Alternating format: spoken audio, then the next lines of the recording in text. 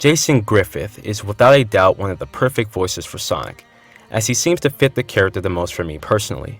From Sonic X all the way to Sonic and the Black Knight, I thought Sonic's voice and character peaked during the Dark Age.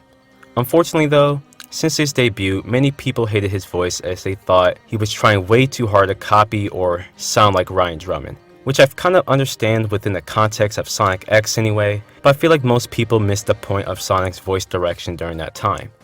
Jason's Sonic, believe it or not, was the progression of the character growing up from an immature kid to someone more mature, which was probably the most interesting take on Sonic, dare I say the best. The reason I like Jason's voice as Sonic the most is mainly because he had a lot more variety in his personality.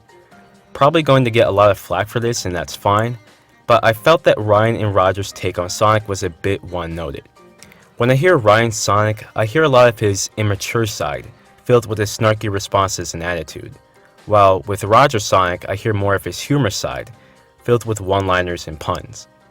I am aware that both of these actors have shown more expressions in their games, but for me personally, I just don't feel too invested in their scenes, as it seems forced and off-putting.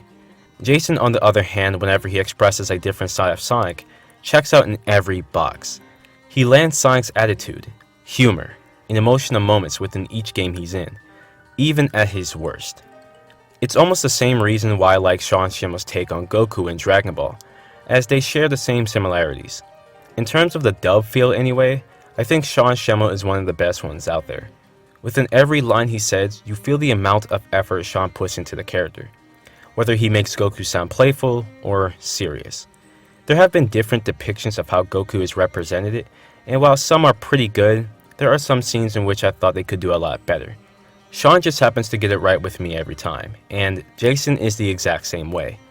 To an extent, Jason's Sonic reminds me a lot of Sean Schemmel's Goku, in which they would both do whatever it takes to achieve the impossible, whether it was being the best, protecting their friends and families, or the world. Which could also be another reason why I find Jason's depiction of Sonic cooler than the other actors. When he delivers, you can feel a lot more energy and emotion coming from the character.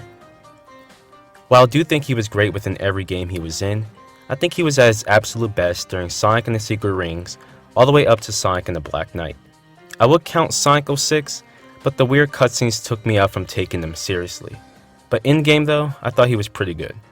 I like Jason's performances in Secret Rings for his humor and attitude, Unleashed for his mellow and friendly nature, and Black Knight for his heroicness. Within these games, you will see all of the different sides of him that gravitates you to liking Sonic a lot more than ever. There's a clear reason why we go back and rewatch Sonic during this time. Ryan Drummond was definitely the blueprint, but Jason Griffith definitely carried the torch to shape Sonic to what we love about him today. We should have appreciated him more while he was around, instead of hating him.